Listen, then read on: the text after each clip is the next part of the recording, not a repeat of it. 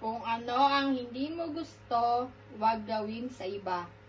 Kung ano ang iyong inutang, ay siya ring kabayaran. Gusto mo bang makarinig ng talinhaga, anak? Opo, inay. Sige. Ang talinhaga ng aliping hindi marunong magpatawad. Sa Barrio Berga, may magkapatid na napakayaman.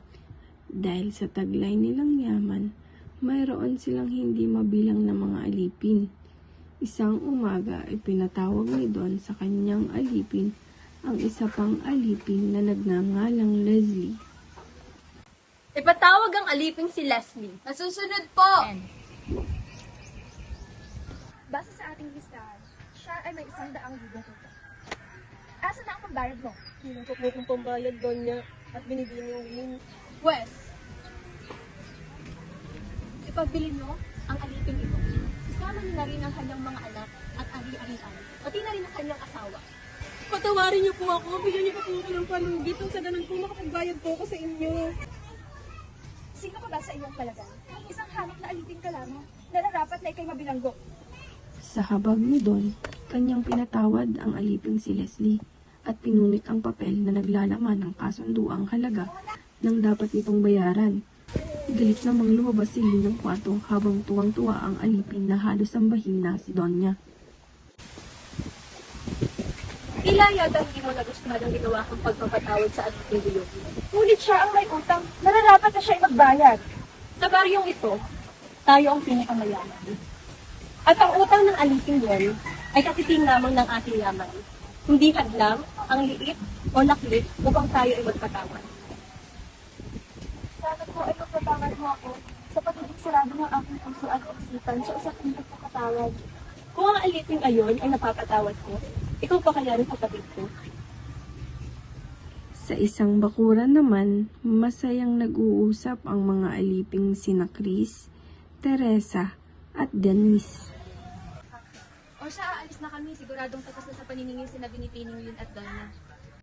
Maraming salamat sa inyong pagbisita. Nagpaalam naman ang dalawang aliping sa isa't isa.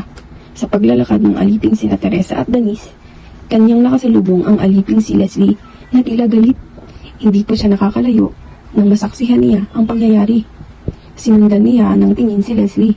Nagtago sa gilid at pinanood ang nangyari. Dali-dali siyang nagtungo kay Donya para isumbong ang nangyayari. Magbayad ka ng utang mo! 10,000 ang utang mo sa akin! Patawad, ngunit wala pa po akong may babayad. Ganon. Ipapakulong muna kita, pati ang asawa at anak mo. Pati ang mga ari-arian mo, kukunin ko na din nang sa ganon makabayad ka ng utang. Yung ari-arian mong yan, hindi pa yan sapat para sa utang mo.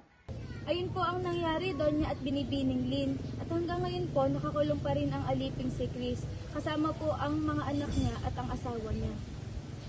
Galit namang napatayo si Don at ipinitawag muli ang aliping si Leslie. Ikaw ay isang hangal na alipin. Pinatawad ko ang utang mo dahil sa aking awa at habag. Hindi ba dapat magpatawad ka din sa may utang sa'yo?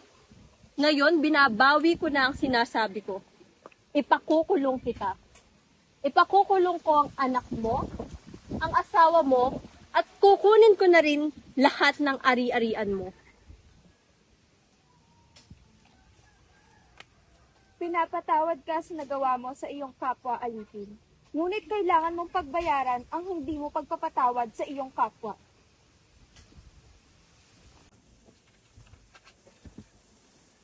Ang aliping si Chris, pati na rin ang kanyang pamilya, ay pinalaya, kapalig ng pagkakabilanggo ng aliping si Leslie.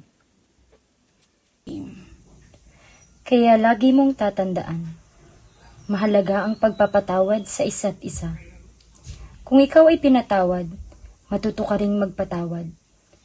Ang magkapatid na sina Binibining Lynn at Donya ay naging bukas ang puso at isipan sa pagpapatawad, kung kaya dapat sila ang ating gayahin mula sa talinhagang ito.